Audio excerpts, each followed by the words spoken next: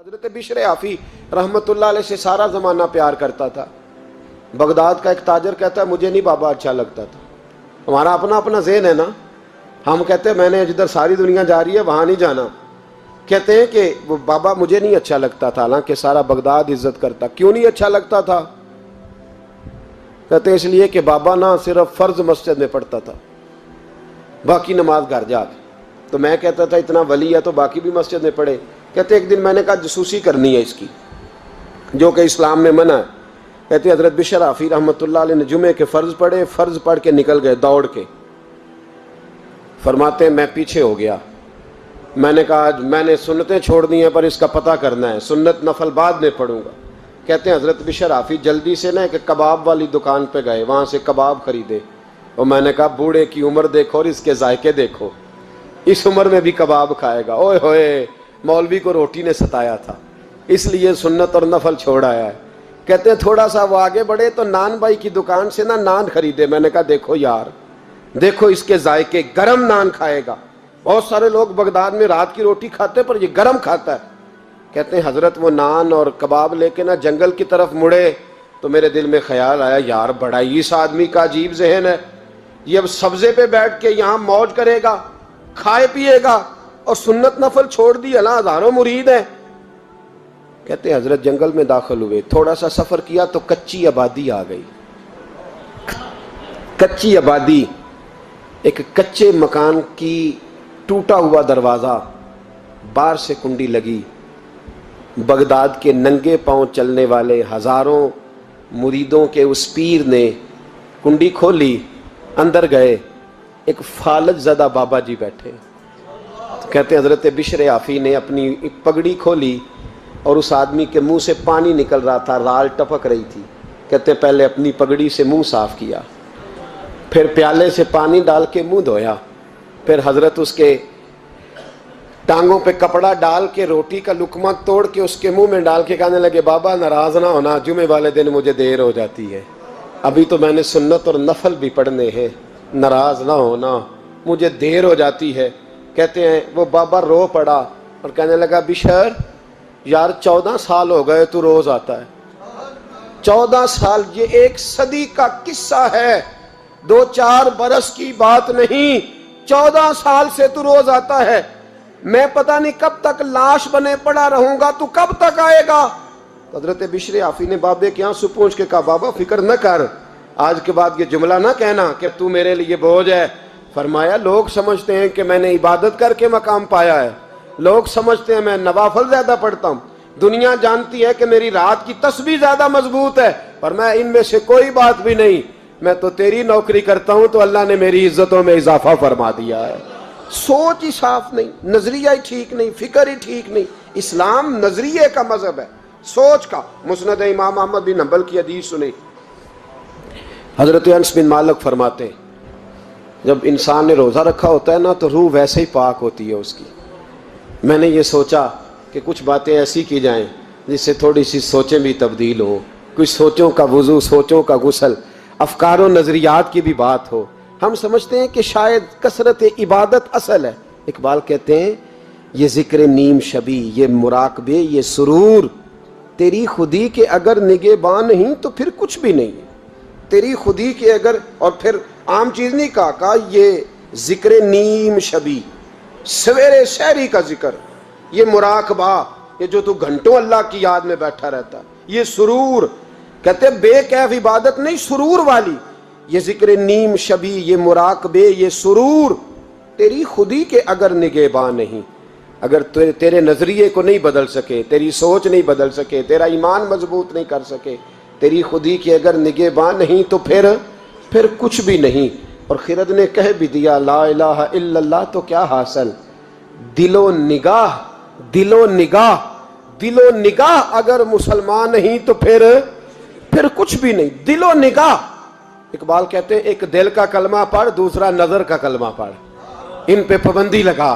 دل و نگاہ اگر مسلمان نہیں تو پھر تو کچھ بھی نہیں، کچھ بھی نہیں۔ حضرت انس بن مالک کہتے ہیں میں حضور کے پاس بیٹھا تھا، حضرت عبداللہ ابن عمر بھی بیٹھے تھے، کوئی بات ہو رہی تھی، ایک حجرے میں بیٹھے تھے، دروازے پہ دستک ہوئی۔ مسند امام احمد میں حدیث ہے نبی پاک علیہ السلام نے فرمایا انس دروازہ کھولو، دروازے پہ وہ بندہ ہے جس کو اللہ بغیر حساب کتاب جنت عطا فرمائے گا، وہ بندہ ہے دروازے پہ۔ حضرت انس بن مالک کہتے ہیں میں نے دروازہ کھولا تو بندہ دیکھا، غریب سا ایک انصاری صحابی، اور بندہ بڑا سادہ، وضو تازہ کر کے آیا ہے تو پانی کے قطرے داڑھی سے بہہ رہے ہیں، اور چمڑے کے جوتے اس نے لپیٹ کے تو بغل میں چھپائے ہوئے، آ کے اتحیات کی حالت میں بیٹھا، حضور سے دو چار باتیں کی، چلا گیا۔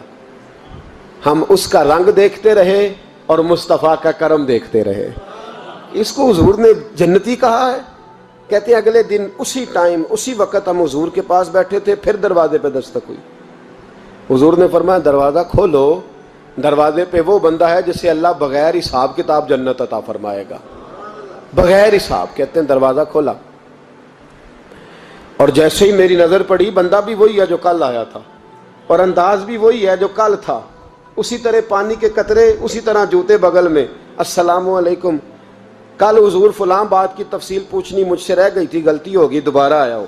اس نے اپنی گفتگو کی، چند جملوں میں بات سمیٹی، چلا گیا۔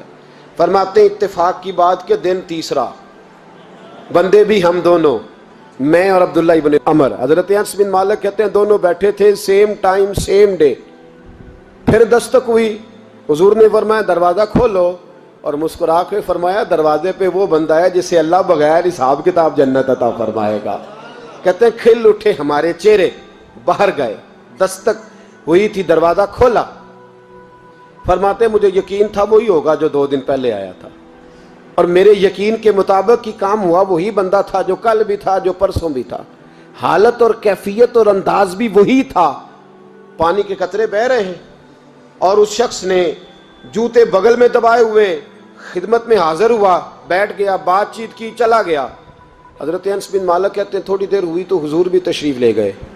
حضرت عبداللہ ابن عمر مجھے کہنے لگے یار ویسے کتنے اس کے نصیب ہیں، کتنے نصیب ہیں، کوئی آیا لے کے چلا گیا، کوئی آیا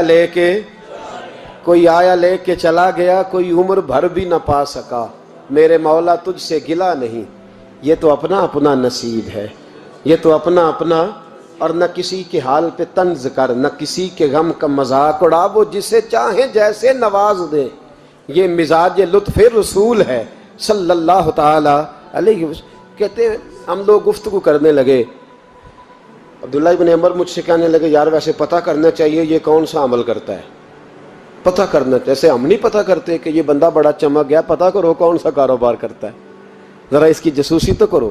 اور بندے بھی بڑے سمجھدار ہیں، وہ سائیڈ بزنس نہیں بتاتے، وہ کہتے ہیں وہ جو میرا علیحدہ ہے وہ نہیں بتانا، کہیں یہ نہ شروع کر لے۔ حالانکہ انسان کے پاس جو خوبی، جو اللہ نے اسے دولت دینی ہوتی ہے، وہ اپنا اپنا نصیب ہوتا ہے، وہ گھر میں بیٹھے بھی اللہ عطا کر دیتا۔ وہ کہتے ہیں کہ پتہ کرو کیا عمل کرتا ہے، تو حضرت عبداللہ ابن عمر کہتے ہیں میں اس کے پیچھے ہو گیا، اس سے سلام لی، تو میں نے کہا مجھے 2-3 دن کے لیے مہمان بنا لو گے، مان نہ مان میں تیرا مہمان، 2-3 دن کے لیے مہمان بنا لو گے؟ تو کہتے ہیں مجھ سے کہنے لگا کوئی گھر میں جھگڑا ہو گیا، کیونکہ پڑوس میں تو تمہارا، قریب ہی تو تمہارا گھر ہے، میرے مہمان بننے کو جھگڑا ہے؟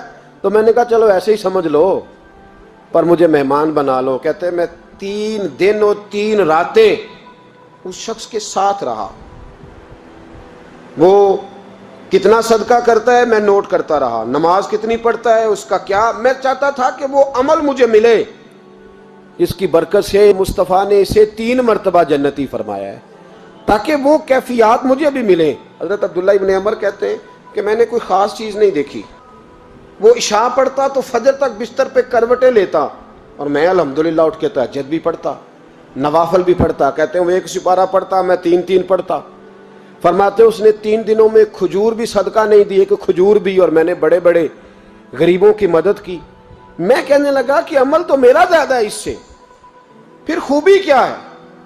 خاص توجہ کرنا، اسلام اور دین کا جو فکری اساس، جو فکری اساس ہمیں صحابہ نے دی۔ حضرت عبداللہ ابن عمر کہتے ہیں میں نے تیسرے دن اسے کہا بھائی اللہ تیرا بھلا کرے، تو نے بڑی خدمت کی، میں نے جانا ہے میرا کوئی جھگڑا نہیں ہوا تھا، میں تو بس تیرا عمل دیکھنے آیا تھا کہ تو عمل کیا کرتا ہے۔